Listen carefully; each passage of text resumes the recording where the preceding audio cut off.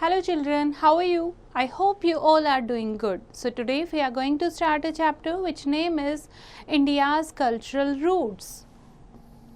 So before starting the chapter you have to know some important terms. The first is spiritual. Spiritual, that is concerned with the spirit or soul. Okay.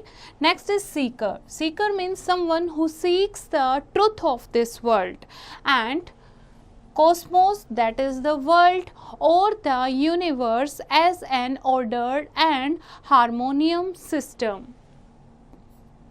Worldview. Worldview means a certain view or understanding of the world, its origin or its workings. Consciousness, the quality or state of being aware, for instance, of something within oneself.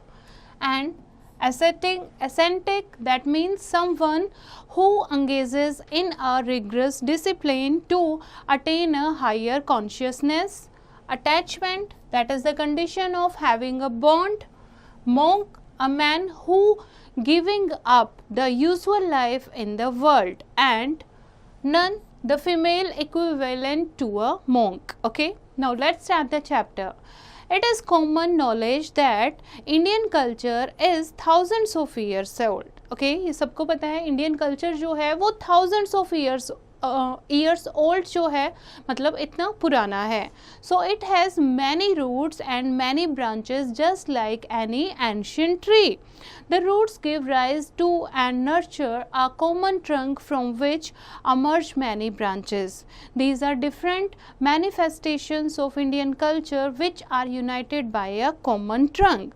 Now some of these branches are about art, literature, religion, science, medicines, music, dance, cuisine, the art of governance, martial arts, etc. So, they are also schools of thought or groups of thinkers and spiritual seekers who have similar views, outlook and ideas about human life, the world, etc. यही क्या है बच्चे, ये branches हैं. ठीक है, Indian history की कैसे कैसे लोग थे, मेडिसिन, साइंस, इसमें लोगों ने क्या क्या किया. मॉन्क्स से उस टाइम पर स्पिरिचुअल सीकर होते थे जो सच की तलाश में मूव करते रहते थे. Indian culture has been deeply influenced by a history and several millennia old, beginning with the Indus or Harappan or Sindh-Saraswati civilization and other early cultural areas. With the passage of time, hundreds of schools of thought emerged in India. By understanding them and their roots in order to understand India, that is Bharat, better, we have to know a few early schools which have shaped India into a country with a unique personality. So, let us read about that. The Vedic age, Vedas and the Vedic culture. So, the Vedic age. The Vedic age covers an important period in the history of India because there was a gradual transformation in the pastoral nomadic life of the people who eventually became land tillers. So बच्चे Vedic age बहुत ही important है क्योंकि यही वो time है जब nomadic people जो है settler में convert हुए थे, वो खुद क्या बन गए थे, food gatherer से वो food producer बन गए थे. So this age which began around 2000 BC was a marked development in political system, religion and society. It is named so because much of the knowledge about this period comes from the Vedas which were composed during this period.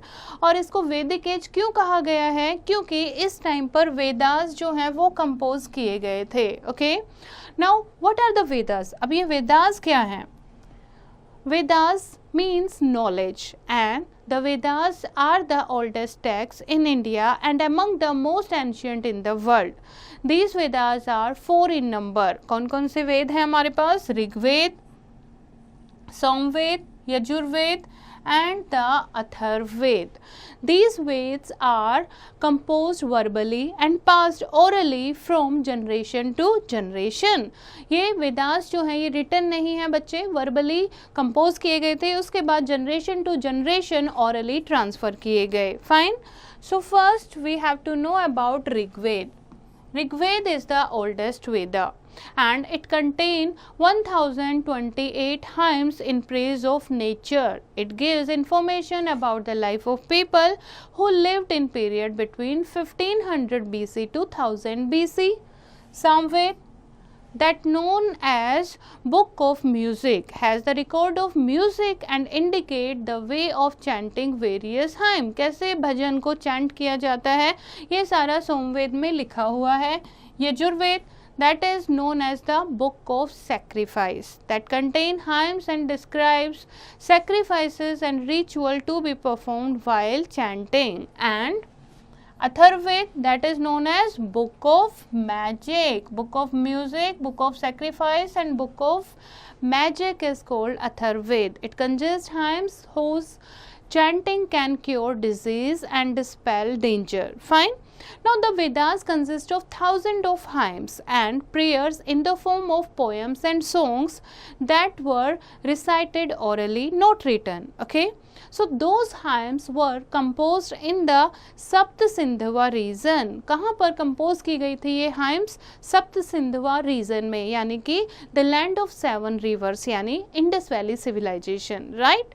So these texts have been committed to memory for anything between 100 and 200 generations through rigorous training and passed on orally with hardly any alteration. और ऐसे का ऐसे 100 to 200 generation ये orally जो है pass out होती गई है, ठीक है, orally पास आउट होती गई है without any changes. Fine. Here is an interesting fact that you have to know. In 2008, UNESCO recognized Vedic chanting as a masterpiece of the oral and intangible heritage of humanity. Now, the Vedic hymns were composed by rishis. किसने लिखी थी ये? ऋषिज ने compose की थी. Male seers or sages and rishikas, that are female seers or sages, in Sanskrit. और कौन सी language में? संस्कृत में कंपोज की गई. They were addressed to various deities, gods and goddesses, जैसे इंद्रदेव, अग्नि, सरस्वती, वरुण, मित्र and उषास etc. In a poetical form, together with the seers, these deities sustained rhythm or truth or order in human life and in the cosmos. तो इस तरीके से अलग अलग deities के लिए, यूनिवर्स के लिए, ह्यूमन लाइफ के लिए ये hymns जो हैं कंपोज की गई थी. The early rishis and rishikas saw these gods and goddesses as one, not separate beings. So पहले जो ऋषि और ऋषिकास होते थे जिन्होंने ये हाइम कंपोज किए हैं वो देवी देवताओं को एक ही मानते थे. In this world view, some values were especially important, beginning with truth, which was often another name for God. और उस टाइम पर truth जो था वो भी एक God से कम नहीं था, यानी truth की बहुत ज़्यादा वैल्यू थी. Now third, we will read about Vedic society. Early Vedic society was organized in different jans or clans, and that is larger group of people. जन मतलब group of people, clan जिसको नाम दिया गया. The Rigved alone list over 30 such jans, और ऋग्वेदा में 30 ऐसे groups के बारे में, जनास के बारे में जो डिस्कशन की गई है. For instance, the Bharats, the Yadus, the Purus, the Kurus, the Turvasha, etc. Each clan was associated with the particular region of the northwest part of the subcontinent. हर एक clan जो है, हर एक जन जो है, हर एक group जो है वो एक particular region से belong करता है. So, Vedic school of thought. Now, a group of families that is formed a clan or wish, and several wish formed a jana. Okay, अब group of family से आपकी क्या बनती थी? विश बनती थी, और बहुत सारे विश, बहुत सारी families मिलकर एक जन बना लेती थी, एक group बना लेती थी. And the gram was the smallest unit of जन. उसके बाद बहुत सारे जन, बहुत सारे लोग, society जब बन जाती थी तो वो क्या किस में कन्वर्ट हो जाती थी? ग्राम में. And the Gramini was the head of the village, और ग्रामिनी जो head of the village जिसको बनाया मनाया जाता था। The tribes were cattle breeders and there were frequent fights over the possession of cattle and grasslands. और उस टाइम ट्राइब्स जो है वो क्या करती थी, कैटल ब्रीड में वो मोस्टली काम करती थी, वो उनका ऑक्यूपेशन था। सो यहाँ पर मोस्टली फ्रिक्वेंटली फाइट होती रहती थी कैटल को लेकर, ग्रासलैंड्स को लेकर। Fine. Now the tribal chiefs was called the Rajan, the king। अब राजन, जन के लीडर को यानी ट्राइबल चीफ को क्या नाम दिया गया, Rajan means king. And he was responsible for keeping his tribe secure and lead it to victory। और उसका काम होता था, राजा का काम होता था, राजन का काम होता था अपनी ट्राइब को सिक्योर रखना और जीतना। He received a bali voluntary donation from the people in return of his services। और इसके बदले उसे क्या मिलती थी, बलि मिलती थी। ठीक है, जो खुद लोग क्या करना चाहते थे, डोनेट करना चाहते थे, वो राजा को डोनेट करते थे। His position was hereditary but his powers were not absolute। राजा की पोजीशन जो है वो हेरिडिटरी थी लेकिन पावर एब्सोल्यूट नहीं थे। हेरिडिटरी मतलब राजा के बाद नेक्स्ट उसका बेटा ही राजा बनता था। The Rajan was assisted by a number of officers in administrating the jana। अब उसके पास एब्सोल्यूट पावर नहीं थी क्योंकि उसके साथ और भी ऑफिसर्स होते थे जो सारा काम को देखते थे। पुरोहित priest performed religious ceremonies for the Rajan। और जो पुरोहित प्रिस्ट पुजारी होते थे वो राजा के लिए रिलीजियस सेरेमनी परफॉर्म करते थे। एंड द सेनानी was the commander of the army. और आर्मी के कमांडर कौन होते थे, सेनानी। So the king frequently discussed the problems of the jana with the entire tribe। और मोस्टली मीटिंग्स होती रहती थी। किंग जो भी ट्राइब में जो भी प्रॉब्लम्स होती थी वो जन लोगों से पूरी ट्राइब के साथ डिस्कशन करते रहते थे। Council of tribe was called the सभा। और इसी को मीटिंग को सभा का नाम दिया गया। He was also advised by the samiti, a body of prominent member of the tribe. और सभा को कौन एडवाइज करता था, समिति। समिति क्या थी, जो इंपॉर्टेंट मेंबर थे, समझदार लोग थे उस ट्राइब के, उन्होंने एक ग्रुप बना रखा था जिसको समिति नाम दिया गया। सो द सभा एंड द समिति exercise control on the autocratic powers of the king. Now agriculture was the chief occupation of the Vedic people। और वहाँ के लोगों का मेन ऑक्यूपेशन क्या था बच्चे, agriculture. And they plows their fields using a pair of oxen bound to the yoke and irrigated their fields।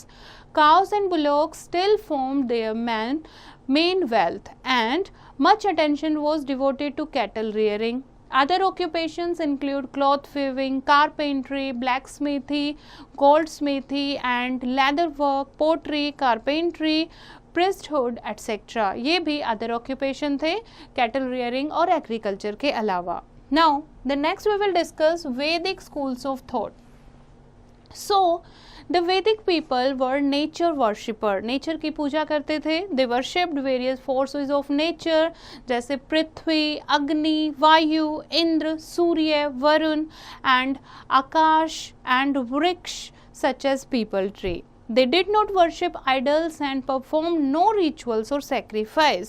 वो किसी चीज़ों की, किसी मूर्ति की पूजा नहीं करते थे और ना ही कोई रिचुअल या सेक्रीफाइस परफॉर्म करते थे।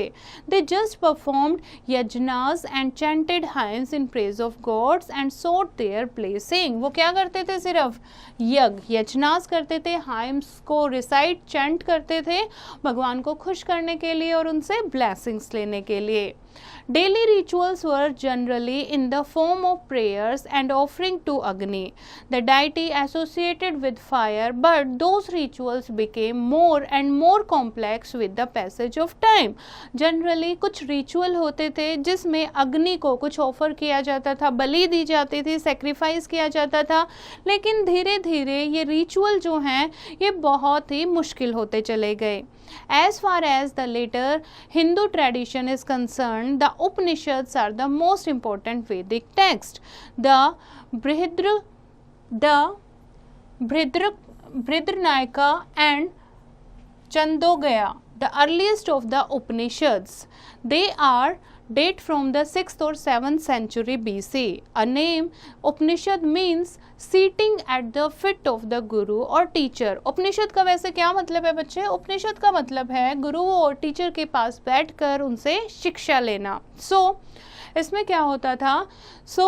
The 108 Upanishad record the views of Hindu teachers. Hindu teacher क्या कहते हैं, उनके क्या व्यूज हैं, इस तरीके से 108 उपनिषद जो हैं वो रिकॉर्ड किए गए हैं. They are usually called Vedanta, the end of the Vedas. और इनको क्या कहा गया? वेदांत, यानी the end of the Vedas. पहले वेदास के अकॉर्डिंग चलता था, अब उपनिषद आ गए. गुरु जो हैं वो अपने शिष्य जो उनके स्टूडेंट होते थे उनको टीच करते थे, उनको सिखाते थे. तो उन्होंने जो सिखाया, उनकी सारी जो सीख है, ठीक है, उसको क्या किया है? कंपोज किया है उपनिषद में. Fine. The Upanishads vehemently condemn the ceremonial religion. So the spirit of the context of the Upanishad is an anti-ritualistic.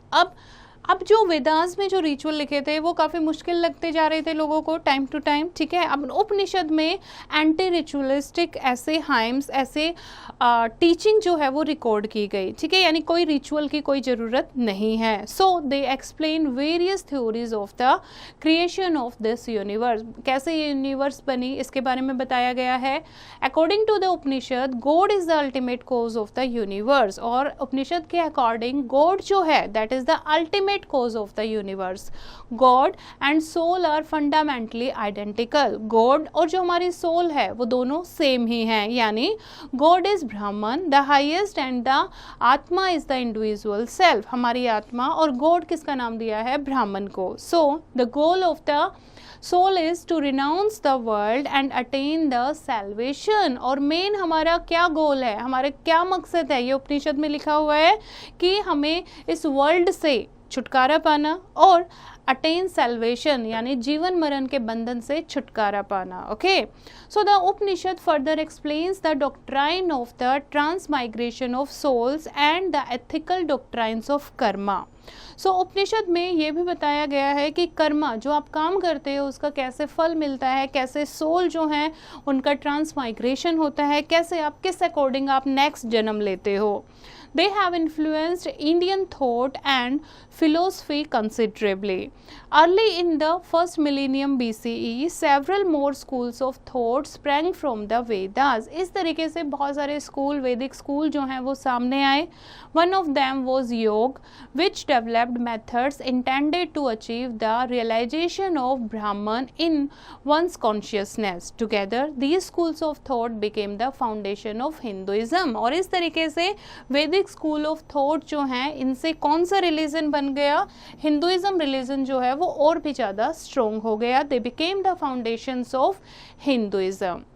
Now many stories from the Upanishad tell us the importance of asking question, whether these question come from men, women और children. बहुत सारी story से हमें पता लगता है, उपनिषद में जो स्टोरी दी गई है कि क्वेश्चन पूछना वो बहुत ही इंपॉर्टेंट था, चाहे वो क्वेश्चन किसी ने भी पूछा हो. So the first story is Shvetketu and the Seed of Reality. So here Rishi Udalak Aruni sent his son Shvetketu to a Gurukul to learn the Vedas. When Shvetketu returned 12 years later, his father realized he had become very proud of his learning. So the Rishi tested him with questions on the nature of Brahman, but Shvetketu could not answer. So the Rishi explained to his son how Brahman, though invisible, is everywhere, just as the seed of a banyan fruit seems empty when you open it, but already contains the future banyan tree. Or just as all kinds of different pots can be made out of the same clay, in the same way everything around us has emerged from the same essence, Brahman. And he concluded his teaching with these words. Everything consists of this subtle essence. You are that Shvetaketu. तो इस तरीके से उन्हें ब्राह्मण के बारे में नहीं पता था, तो ऋषि ने उस श्वेतकेतु को, अपने बेटे को, ब्राह्मण के बारे में बताया कि हर एक चीज़ जो है, जो भी आप देखते हो, वो सारी चीज़ें क्या हैं, वो ब्राह्मण है. यानी ब्राह्मण को वो किससे कंपेयर कर रहे हैं, गॉड से कंपेयर कर रहे हैं. ऐसी एक और स्टोरी है, that is Nachiketa and his quest. ठीक है, उसका क्या अर्घ था, क्या क्वेस्ट था. Once a man was giving away all his possessions in a ritual. एक बार एक आदमी ने एक रिचुअल में अपनी सारी पोजेशन, जो भी उसके पास था, सब कुछ दे दिया. As his son Nachiketa kept asking him which god he would be offered to, the father became really angry and said, I give you to Yam, and that is to the god of death. और जब नचिकेता पूछता है कि कौन से God को ये सारी चीज़ें दे रहे हो, है ना, या फिर मुझे किसको देने वाले हो, तो उसके फादर एंग्री हो जाते हैं और कहते हैं मैंने तुम्हें यम को दे दिया है, यानी Yama the god of death. Nachiketa then proceeded to Yam world and after a long wait met the mighty god in person. One question was on his mind, what happened after the death of the body? अब उसके दिमाग में एक question था जब वो यम से मिलता है कि मरने के बाद बॉडी के साथ क्या होता है. यम tried to avoid answering but the boy persisted. Pleased, Yam told him that atma और self is hidden within all creature, कि सबकी बॉडी में एक आत्मा होती है. It is neither born nor does it die, ना ही वो बोर्न होती है, ना ही उसकी कभी डेथ होती है. It is immortal. And having gained this profound knowledge, Nachiketa return to his father who welcomed him joyfully. Right, यहाँ पर क्या बताया गया है कि क्वेश्चंस का क्या इंपॉर्टेंस होता है. जब तक आप क्वेश्चन नहीं पूछोगे आपको किसी चीज़ का आंसर ही नहीं मिलेगा, यानी बिना क्वेश्चन के कोई इन्फॉर्मेशन, कोई डिटेल हो ही नहीं सकती. नाउ नेक्स्ट स्टोरी है the debate of Gargi and Yajnavalkya. Now once the wise king Janak announced a prize for the winner of a philosophical debate, and Yajnavalkya is a renowned rishi, came to the king's court and defeated many scholars until Gargi, a rishika, asked him many questions on the nature of the world and finally on the nature of Brahman. Okay, इस तरीके से गार्गी उनसे बहुत सारे question पूछती है about the nature and about the nature of Brahman. At that point, Yajnavalkya asked her to stop asking further question, और इस टाइम पर ऋषि ने उसे क्वेश्चन पूछने से मना कर दिया. But later, Gargi resumed her questions and Yajnavalkya went on to explain how Brahman makes the world, the seasons, how Brahmans wake the world and the seasons, the rivers and everything else possible. और इस तरीके से फिर उन्होंने answer किया कि कैसे ब्रह्मा ने कैसे ये चीज़ें क्रिएट की हैं, कैसे सीजन बनाए हैं, कैसे ये वर्ल्ड बनाए, कैसे रिवर और जो भी आप अपने आसपास चीज़ देखते हो, कैसे ये ब्रह्मा ने क्रिएट किया है. नाउ हिंदुइज्म के बाद हम डिस्कस करते हैं Buddhism.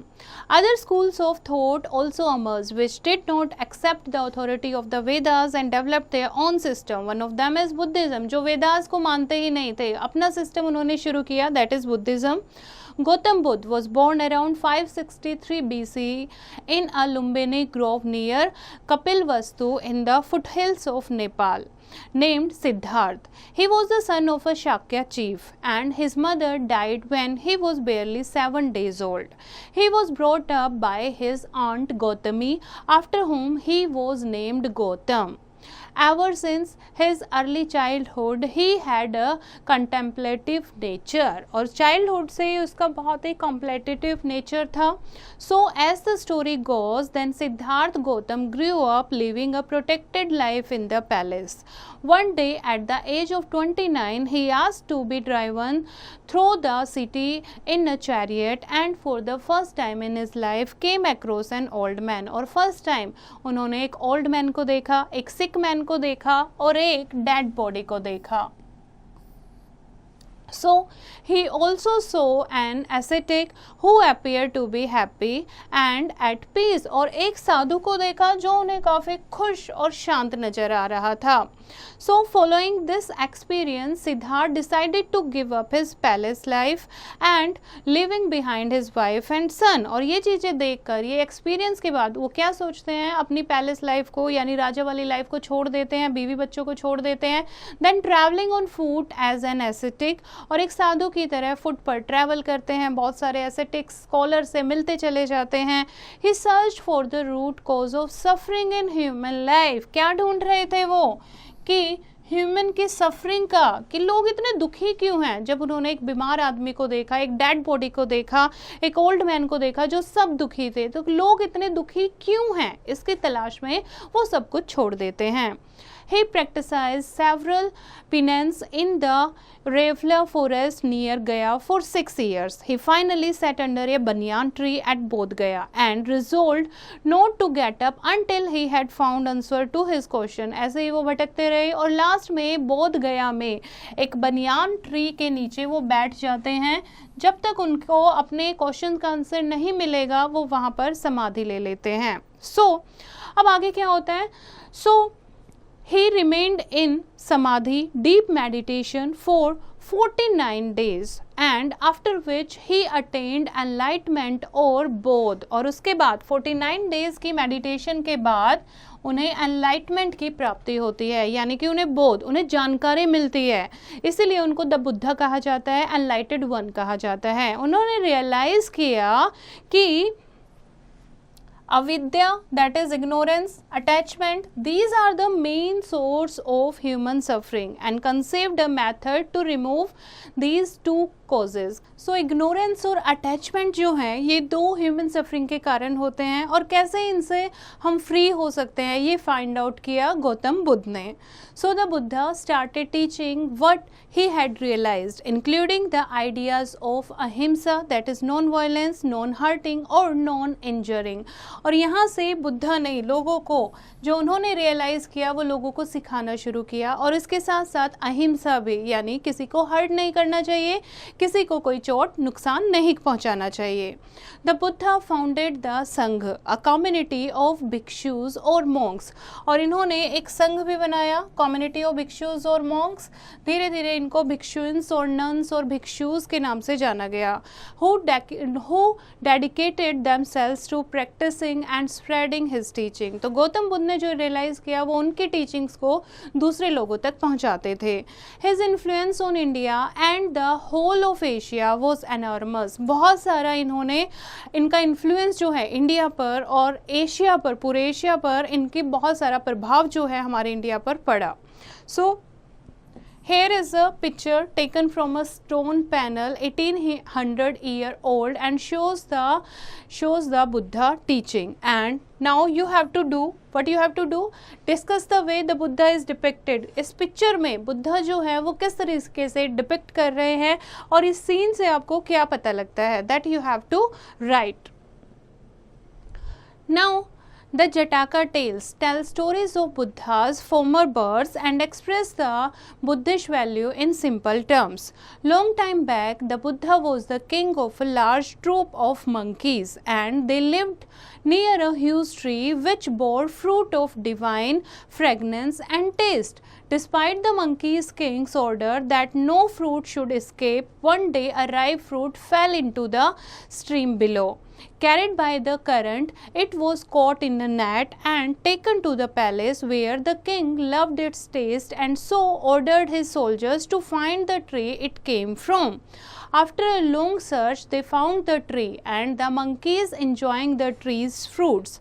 And the soldiers attacked the monkeys. The only way for the monkey king to save his troops was to help them cross the stream, but they could not do so their own Being much larger than them, the monkey's king caught hold of a tree on the other bank and let them use his body as a bridge to cross the stream, although he was severely bruised in the process and eventually died.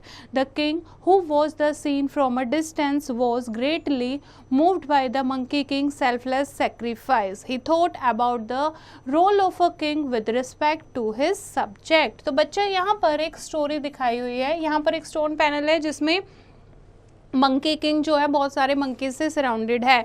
तो जटाका tell जो है उसमें Buddhas की stories को depict किया गया है। यहाँ पर एक स्टोरी है जिसमें एक किंग होता है, ठीक है, जो एक फ्रूट के ट्री पर रहते थे। मंकी, बहुत सारे मंकी रहते थे, उनका एक मंकी किंग था। ओके, सो वो फ्रूट जो है, अब फ्रूट्स को बचाने के लिए मंकी किंग जो है वो देखता रहता था हमेशा। एक दिन एक फ्रूट जो है वो एक नदी में गिर जाता है और वो पास आउट होते हुए एक नट में, एक फिशर के नेट में पकड़ा जाता है। जब वो फ्रूट जो है फिशर जो पकड़ता है, फिशरमैन, वो उसको किंग के पास लेकर जाता है। वहाँ के किंग को उसका टेस्ट बहुत अच्छा लगता है और किंग कहता है कि ये फाइंड आउट करो ये कौन सा फ्रूट है और कौन से ट्री का है। तो इस तरीके से वो सारे सोल्जर्स जो हैं फाइंड आउट करने में लग जाते हैं। जब लास्ट में उन्हें ट्री मिलता है तो वहाँ पर वो अटैक करते हैं मंकी पर, ठीक है। अब एक ही रास्ता था, या तो वो नदी को क्रॉस कर ले तो बच सकते थे। ऐसे में वो नदी को क्रॉस नहीं कर पा रहे थे, तो ऐसे में मंकी किंग जो है अपनी लाइफ देकर, अपना सेक्रीफाइस देकर उन सबको सेव करता है। कैसे सेव करता है? वो खुद को एनलार्ज कर लेता है ट्री से लेकर स्ट्रीम तक, और मंकीज जो हैं बाकी उसके ऊपर से पास आउट करके अपनी जान बचा लेते हैं। हालांकि इसमें जो मंकी किंग था उसकी सेक्रीफाइस यानी उसकी डेथ हो जाती है, लेकिन इसमें बताया गया है कि किंग की क्या रिस्पॉन्सिबिलिटीज़ होती हैं अपनी आर्मी के लिए, कैसे उनको अपने पूरी टेरिटरी को कैसे सेफ रखना चाहिए, कैसे अपने सब्जेक्ट्स को रिस्पेक्ट करनी चाहिए। फाइन, तो इस तरीके की जटाका टेल्स में बहुत सारी स्टोरीज हैं। नाउ बुद्धिज़्म के बाद हम नेक्स्ट बात करते हैं जैनिज्म रिलीजन की। Along with Hinduism and Buddhism, Jainism is one of the three ancient religious traditions of India. It teaches a path to spiritual deliverance through a disciplined way of life, which is found upon non-violence toward all living creature. इसमें बताया गया है कि अपनी life को कैसे हम discipline के साथ रह सकते हैं, जिसमें इंक्लूड है नॉन वायलेंस, यानी किसी को भी नुकसान नहीं पहुंचाना चाहिए। It also evolved into a developed cultural system that made significant contributions to philosophy, logic, art, architecture, mathematics, astronomy, astrology, and literature. Prince Vardhaman was the son of a chieftain of the Jantrika tribe who was born in the early 6th century BC at Kundagram near Vaishali in Bihar. ठीक है, तो वो भी एक king family से belong करते थे। At the age of 30, he renounced his riches, luxury and princely status to become an ascetic. और 30 साल की उम्र में वो सारी चीज़ें, सारी सुख सुविधाएं छोड़ देते हैं और एक साधु बन जाते हैं। For a period of 12.5 years, he followed a path of solitary and deep asceticism, at the end of which he gained Kaivalya enlightenment.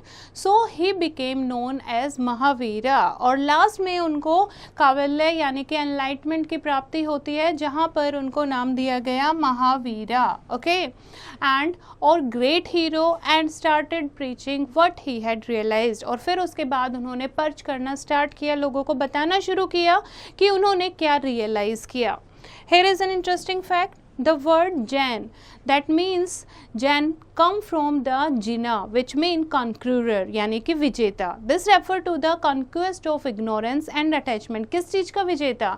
Ignorance और attachment का, right? So as to reach enlightenment, ताकि लोगों को enlightenment की प्राप्ति हो सके, यानी जो लोग ignorance और attachment से दूर होंगे वो enlightened होंगे. Fine. And here is a picture of traditional painting of Mahavira. Now, Jain teachings include Ahimsa, Ekantvad, and Aparigraha. These ideas share to a large extent with Buddhism and the Vedantic school of thought are central to Indian culture. Now, here is an interesting fact. एकांतवाद, एकांतवाद का मतलब होता है not just one and aspect और perspective, that is the truth has many aspect and can not be fully described by any single statement. एकांतवाद यानी सच्चाई जो है वो एक सिंगल स्टेटमेंट से डिफाइन नहीं हो सकती, किसी के लिए उसका कोई अर्थ होता है, किसी के लिए कोई अर्थ होता है, सबके डिफरेंट डिफरेंट पर्सपेक्टिव होते हैं। एंड अपारिग्रह, अपारग्रह जिसका मतलब होता है non possession, that is advises detachment, किसी भी मटेरियल पोजीशन से, लैंड से, कार, आपको लग्जरी चाहिए, ये चाहिए, वो चाहिए, हर चीज़ से आपको दूर रहना चाहिए, right. Jainism also insists on the interconnectedness and interdependence of all creatures, from humans to invisible organisms, as they support each other and cannot live without one another. दूसरा, जैनिज्म किस पर सपोर्ट करते हैं, इंसिस्ट करते हैं कि सब लोग आपस में, चाहे वो लिविंग क्रिएचर है, इनविजिबल क्रिएचर है, सब लोग आपस में इंटर रिलेटेड हैं, इंटरडिपेंडेंस है और इंटरकनेक्टेड है। और अगर हम सबको सपोर्ट करते हैं, ठीक है, सबको सपोर्ट करना चाहिए, कोई भी एक के बिना दूसरा जो है वो काम नहीं कर पाएगा। Scientist studying nature, flora and fauna have again and again confirm this deep truth. Ecosystem के बारे में आपने सुना है ना, तो साइंटिस्ट आपको बार बार क्या बताते हैं, जो फ्लोरा फोना नेचर की स्टडी करते हैं, कि सारी चीज़ें आपस में क्या हैं, इंटरकनेक्टेड हैं और इंटर रिलेटेड है। Now here is a Jain story. Rohingya was an extraordinarily skilled thief who foiled all attempts to catch him. Who failed, ठीक है, जिसको पकड़ ही नहीं पाया था कोई, वो एक ऐसा थीफ था। On his way to a city, he accidentally heard some sentences from a sermon that Mahavira was giving about achieving liberation from the ordinary life of ignorance. एक बार उन्होंने एक सरमन के बारे में सुना। Now reaching the city, Rohingya was recognized and arrested. और उस city में जब पहुंचता है तो उसको पकड़ लिया जाता है। He pretended to be a simple farmer. वो कहता है मैं एक सिंपल फार्मर हूँ। A minister devised a clever plan to force him to confess his identity. But Rohingya, remembering Mahavira's words, was able to correctly guess the minister's plan and foiled it. लेकिन रोहिण्य ने महावीरा के वो word पढ़ रखे थे, ठीक है, तो इसीलिए वो मतलब सक्सेसफुल हो जाते हैं और किसी भी प्लान में नहीं फंसते राजा के। राजा जो प्लान बनाता है कि वो खुद को एडमिट करे कि वो एक थीफ है। Feeling remorseful, Rohinya approach Mahavira, confess to his crimes. और जब वहाँ से वो साबित नहीं होता, ठीक है, उसके ऊपर इल्ज़ाम साबित नहीं होता, तो रोहिण्य सीधा महावीरा के पास जाता है, अपने क्राइम को कन्फेस करता है and return the stolen treasure and ask for forgiveness. और जो भी उसने चुराया हुआ था वो सारा दे देता है और माफ़ी मांगता है। ही बिकेम अ मोंक, उसके बाद वो एक मोंक बन जाता है। Realise the illusion he was living in and focused on acquiring higher knowledge. क्यों? देखो, एक सरमन से, एक टीचिंग से वो इतना थीफ जो है उसकी लाइफ पूरी चेंज हो जाती है। वो थीफ से एक मोंक बन जाता है, जिसने सुना था, जिसने क्या पढ़ा था कि ऑर्डिनरी लाइफ जो होती है वो छोड़ देनी चाहिए, हमें किसी भी चीज़ का मोह नहीं करना चाहिए। हमें लाइफ में एक ही चीज़ सोचनी है कि हमें इस लाइफ से लिब्रेशन चाहिए। और लिब्रेशन हमें जब मिल सकती है जब हम इस ऑर्डिनरी लाइफ से, ठीक है, जो हमारी लग्जरी लाइफ की इच्छाएँ होती हैं, ठीक है, उनको जब हम छोड़ देंगे, तो इस तरीके से एक थीफ जो है वो मोंक बन जाता है। The story illustrates the importance of right action and right thinking and also reinforces the fact that everyone deserves a second chance. और इससे स्टोरी से हमें पता लगता है कि सबको सेकंड चांस देना चाहिए और राइट एक्शन, सही समय पर सही काम करना चाहिए और सही सोचना चाहिए। In both Buddhism and Jainism, monks and sometimes nuns too began traveling across the land to spread their respective teachings far and wide. Some of them established monasteries in far way places. और इस तरीके से monk और none Buddhism और Jainism की teaching के लिए far away places में ट्रैवल करते थे। वहाँ पर उन्होंने मोनेस्ट्रीज़ भी बना रखे थे जहाँ पर मॉन्क और नन कुछ टाइम के लिए रेस्ट करते थे, while other led ascetic life in rock cut caves, और कुछ रॉक कट केव्स में एसेटिक लाइफ जीते थे। So here is a example of Ellora caves. Now here is an interesting fact. In this chapter, Hinduism, Buddhism, Jainism and Sikhism are referred to as schools of thought and belief systems and not religions, because the word religion is too limiting in the context of Indian civilization. इसीलिए school of thought कहा है, religion नहीं कहा, right? Religion का मतलब होता है किसी धर्म से related, लेकिन school of teaching, इन धर्म से आप क्या सीखते हो, तो इस chapter में हमने religions को school of thoughts के रूप में पढ़ा है. Fine. Now beside these three, there were other schools of thought. For example, the Charvaka school, also called the Lokatya, believed that this material world is the only thing that exists and so there can be no life after death. But it did not gain much popularity and disappeared with time, right? So the Vedic, Buddhist and Jain schools had important difference and they also shared some common concept. हालांकि Buddhism और Jainism में काफ़ी difference भी है, लेकिन बहुत सारी चीज़ें इसमें कॉमन भी है, जैसे कि धर्म, कर्म, rebirth, the search of an end to suffering and ignorance and many important values. This is the trunk of the tree called Indian culture. So बच्चों ये क्या है, ये हमारा ट्रंक है, ठीक है, trunk of the tree of Indian culture. Indian culture यहाँ से फ्लोरिश होता है और फिर इससे बहुत सारी ब्रांचेस निकलती हैं. Fine. Now next is folk and tribal roots. Besides the cultural roots, India has also had rich oral traditions, that is, teachings or practices transmitted through everyday practice without written text. Okay, जैसे वेदास थे.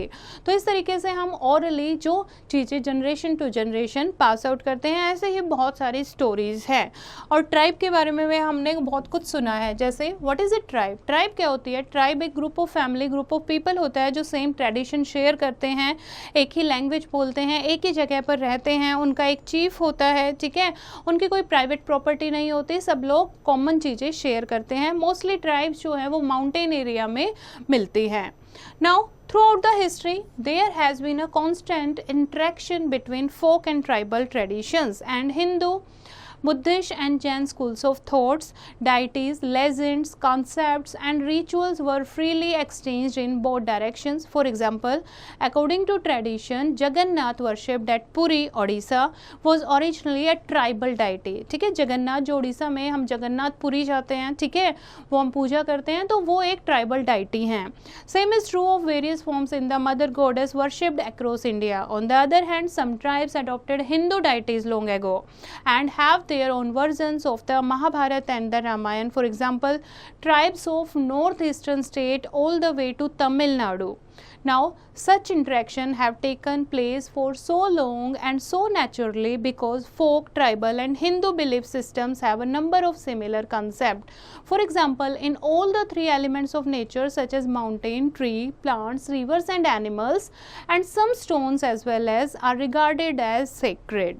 And there is consciousness behind all of them. सब लोगों में क्या है, इन चीज़ों को sacred माना जाता है, पवित्र माना जाता है. इसीलिए कुछ ट्राइबल गॉड हैं जो हम हिंदुइज्म पूजा करते हैं, कुछ ऐसे हिंदुइज्म डाइटी हैं जिनको ट्राइबल पीपल वर्शिप करते हैं. क्यों करते हैं ऐसा? क्योंकि सब में कुछ ना कुछ तो कॉमन है. We are aware that tribes worship a number of deities associated with such natural element. For example, the Toda tribal of the Nilgiris of Tamil Nadu. They consider over 30 peaks of Nilgiri hill in sacred residence of various god and goddess, जो कि 30 peak की है ना, पहाड़ों की, Nilgiri hills की पूजा करते हैं. This is the Toda tribal. Okay. Now, but despite these multiplicity of deities, many tribal believe in a higher divinity or supreme being. For example, in eastern India, the Munda and Santhal tribes, among others, worship Singbonga, a supreme deity who created this whole world. And several tribes of Arunachal Pradesh worship Donepolo, a combined form of the sun and the moon, who later rose up the higher status of supreme God. और इस तरीके से अलग अलग tribe जो हैं अलग अलग डाइटीज की वर्शिप करती हैं. Here is a classroom activity. आपको क्या करना है, कुछ आपको स्टेट के नाम देने हैं इंडिया में, कुछ कंट्रीज के जहाँ पर बुद्धिज्म मेजर रिलीजन है आज भी. Also plot these on a world map, और वर्ल्ड मैप में आपको उनको मार्क करना है. Now quick recap of the chapter.